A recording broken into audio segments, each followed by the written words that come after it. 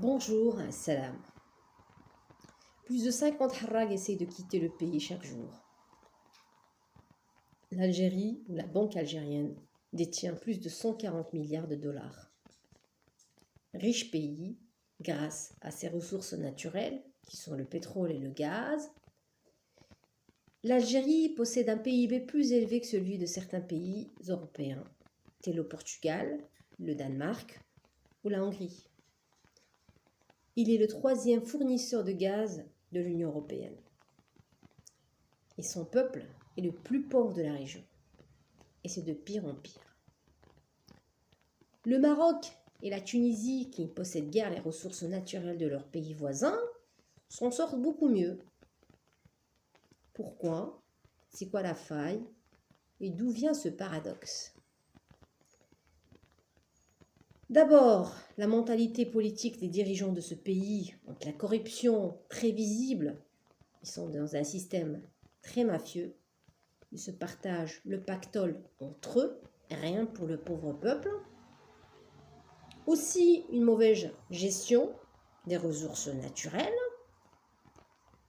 ainsi que des hommes politiciens qui, au fil des années, n'admettent jamais leurs erreurs, ni contradictions, ni l'avis du peuple. Ils savent tout, la preuve, ils envoient leur pays droit dans le mur. L'Algérien possède le salaire moyen parmi le plus bas du continent africain. 28% de la population vit sous le seuil de pauvreté. La mortalité infantile est la plus forte de la région et l'alphabétisation ne progresse pas. Aussi, un très grand problème du logement.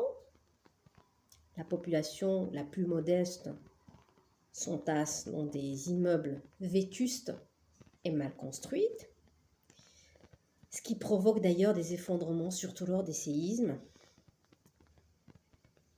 Bref, l'Algérie, à part le pétrole, qui est une ressource naturelle, n'a développé aucune autre ressource. Pas de tourisme, pas d'agriculture, etc. Et la mauvaise gestion du secteur pétrolier ne peut malheureusement pas subvenir aux besoins de la population algérienne. Ce qui fait que la croissance économique de l'Algérie est la plus faible de la région. Et le pire dans tout ça, c'est que les responsables algériens, afin de détourner leur incompétence, ont réussi, au fil des décennies, à manipuler leur peuple tout en leur inculquant une haine viscérale vis-à-vis des Marocains et en finançant le Polisario contre le Maroc, ainsi que beaucoup de médias étrangères. Leur propagande viscérale n'a pas de limite. Là, récemment, ils mettent la pression sur des entreprises algériennes afin de rompre des contrats ou tout contrat avec des entreprises marocaines. Voilà jusqu'où va la psychose maladive des dirigeants algériens.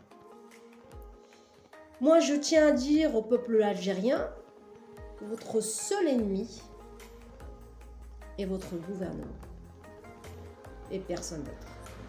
Sur ce, je vous souhaite une très bonne soirée et je vous dis à très bientôt dans une nouvelle vidéo.